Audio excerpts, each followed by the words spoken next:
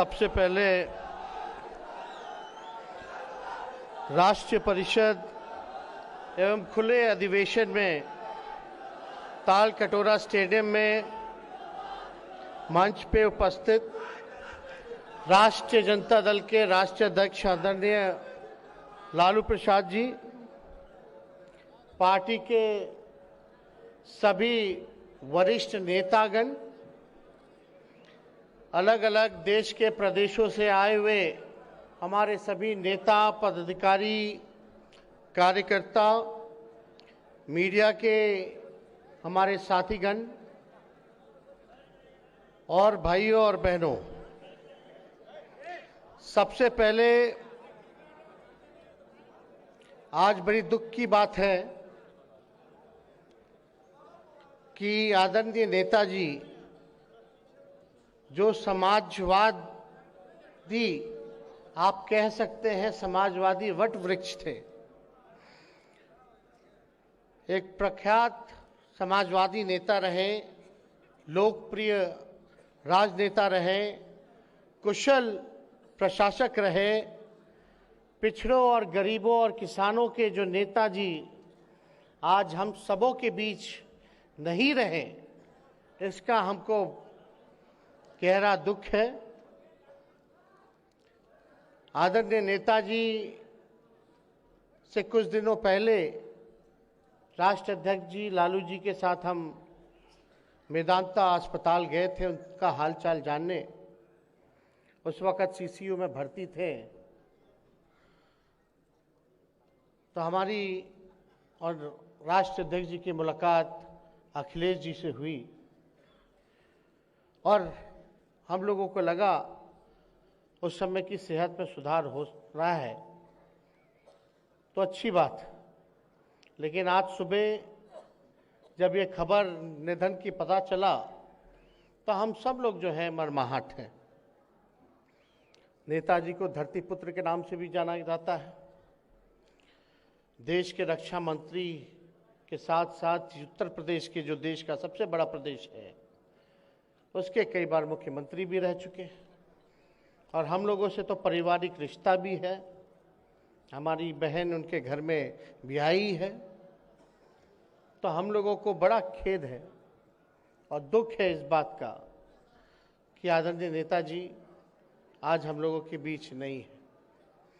समय समय पर हम लोगों को लगातार उनका आशीर्वाद मिलता रहा है और आज हम सब लोग आज के दिन आदरणीय लालू जी को आप सब लोगों ने मिल करके राष्ट्रीय अध्यक्ष बनाने का काम किया है। पुनः इसके लिए आप सब लोगों को हम धन्यवाद देते हैं, बधाई देते हैं। और आदरणीय शरद जी हम लोगों के बीच आए हैं, हम उनका भी आज के कार्यक्रम में अभिनंदन करते हैं, स्वागत करते हैं। बैठवा दीजिए।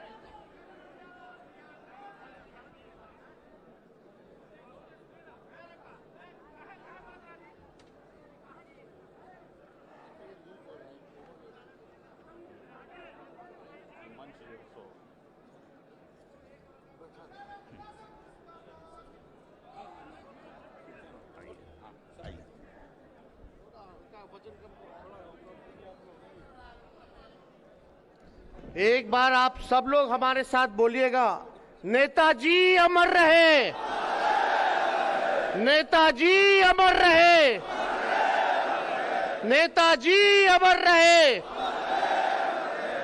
आप सब लोगों का धन्यवाद।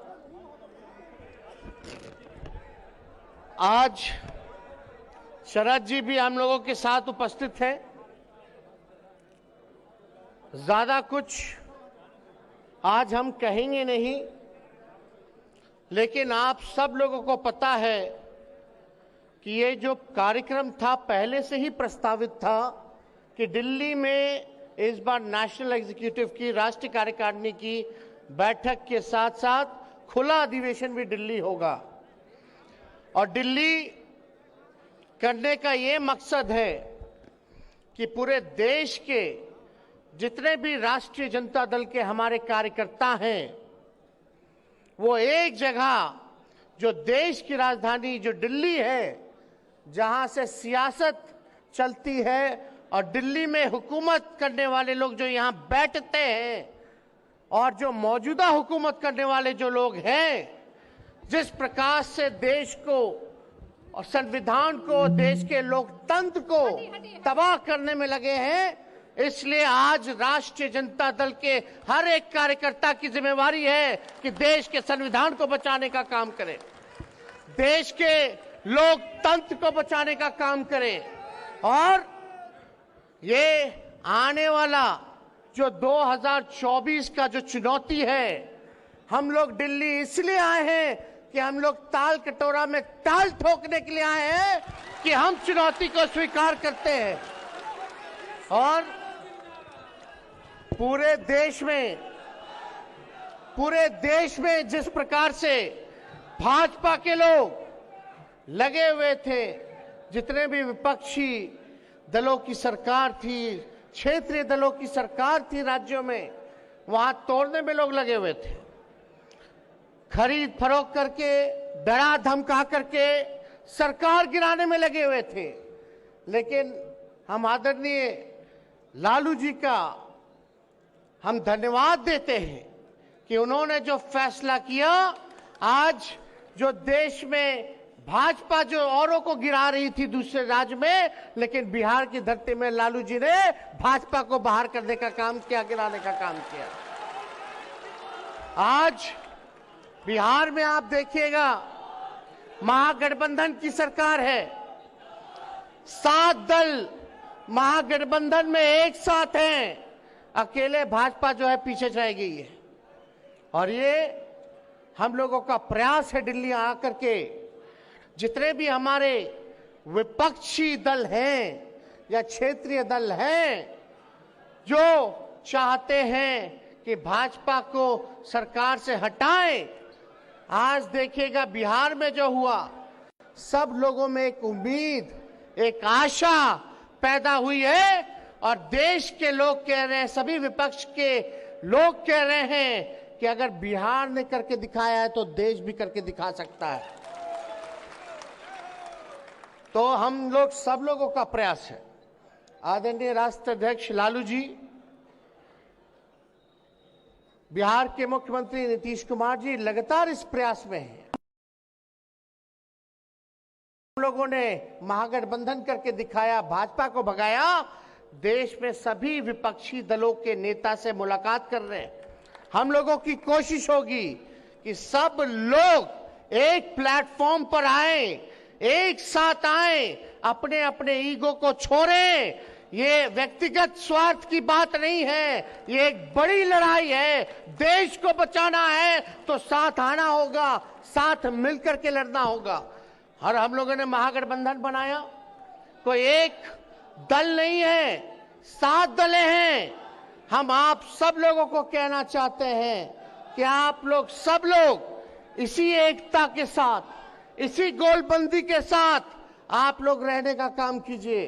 कहीं किसी के भटकावे में, भ्रम की स्थिति में आने की जरूरत नहीं है। बहुत साजिशें चली जाएंगी, बहुत षड्यंत्र होगा, लेकिन हम लोगों को उसका जवाब देना होगा, एक रह करके जवाब देना होगा।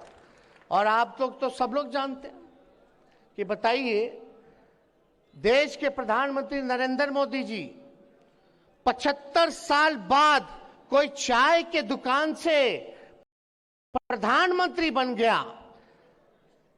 75 साल में चाय के दुकान से देश के प्रधानमंत्री बन गए, लेकिन इन मोदी जी के 8 साल में, मोदी जी के इन 8 साल में MBA किया हुआ लड़का, इंजीनियरिंग किया हुआ लड़का चाय की दुकान पे पहुंच गया, पकौड़ा के दुकान पे पहुंच गया।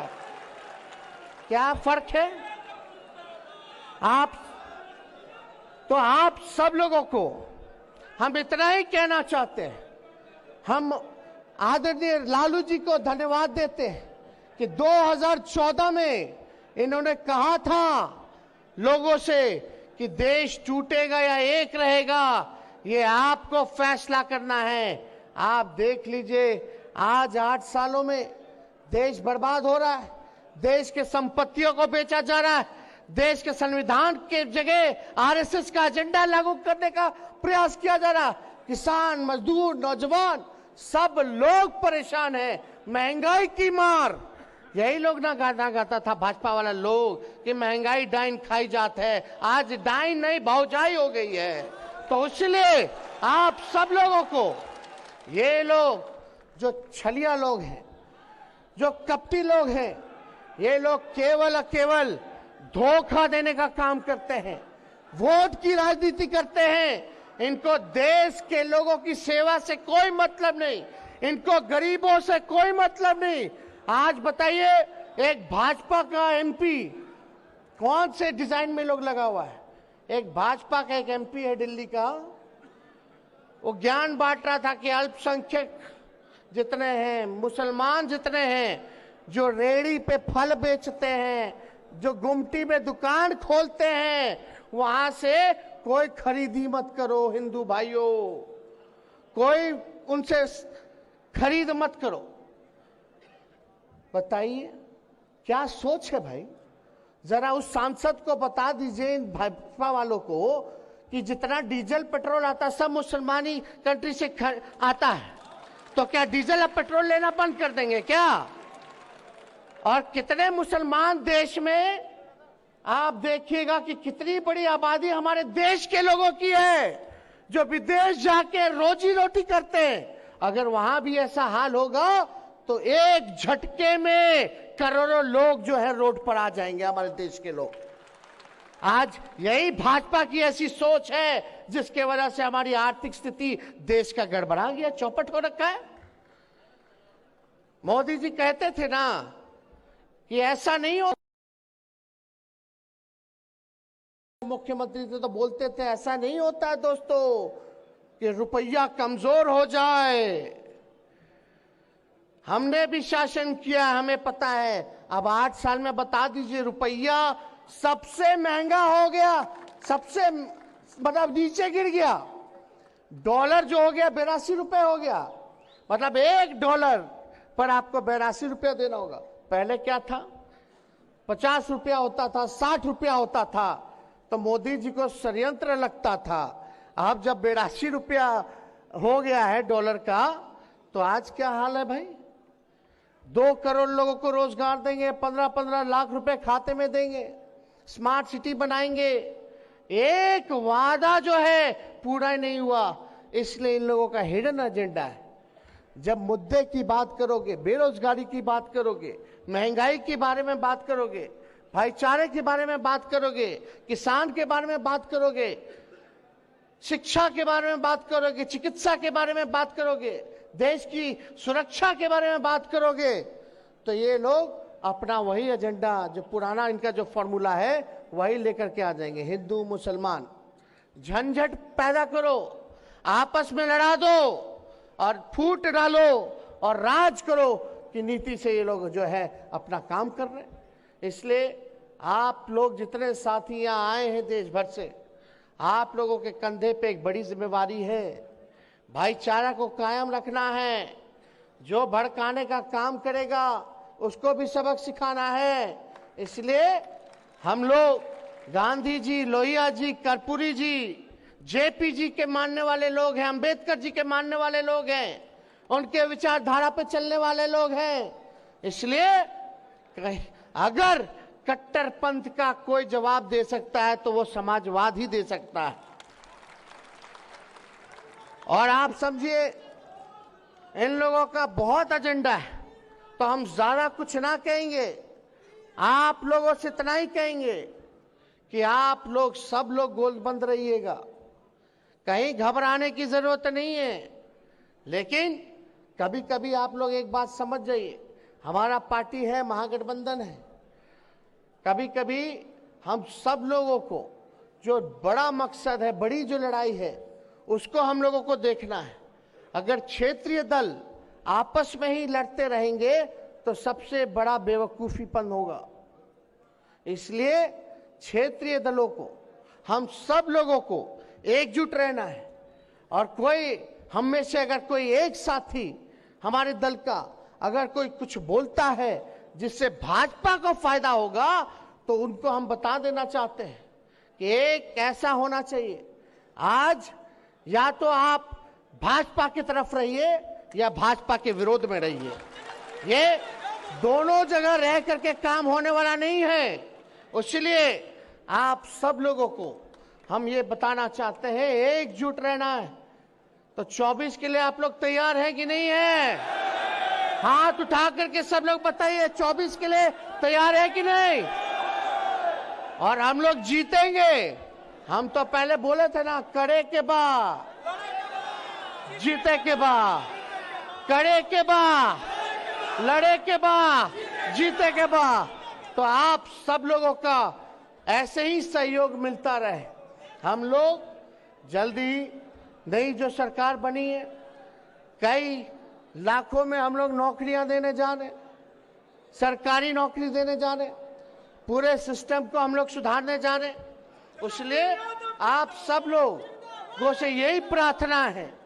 लेकिन जब तक आप संगठन को मजबूत नहीं करोगे, जब तक आप बूथ पे नहीं जाइएगा, जब तक छोटे जातियों को, चाहे अति पिछड़े समाज के हो, दलित समाज के हो, उनको जब तक सीने से नहीं लगाइएगा, तब तक आप अपने मकसद को हासिल नहीं कर सकते।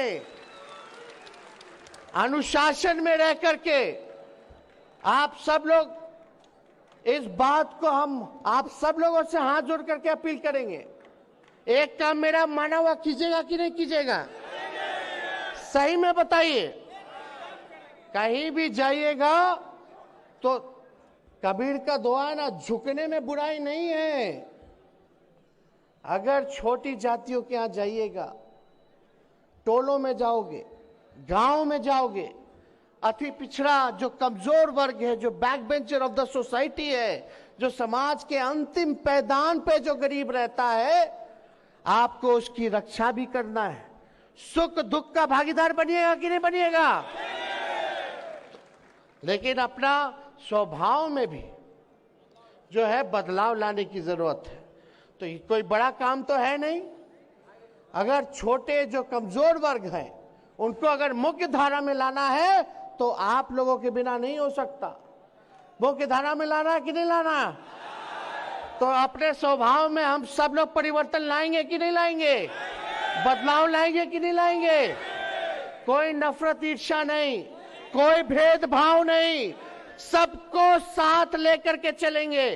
और ये हमारी देश की पहली ऐसी पार्टी है जहां राष्ट्रीय अध्यक्ष जी ने पार्टी के संगठन में आरक्षण लागू करने का काम किया। और यही नहीं, हम लोग सब लोग जो हैं इस काम को हम लोग करें जो 90 में हम लोग क्या करते थे। 90 में हम लोग कितने लोगों के साथ थे? सभी समाज के लोग। और ये पार्टी तो A to Z की पार्टी है ना, चाहे पिछड़ा हो, अति पिछड़ा हो, दलित हो, महादलित हो, अल्पसंख्यक हो, चाहे कोई धर्म के हो, कोई वर्ग के हो, या प्रगतिशील वर्ग के लोग हो, ये पार्टी सबों की पार्टी है, A to Z की पार्टी है। और इससे भाजपा वाले लोग को बहुत दिक्कत होता है।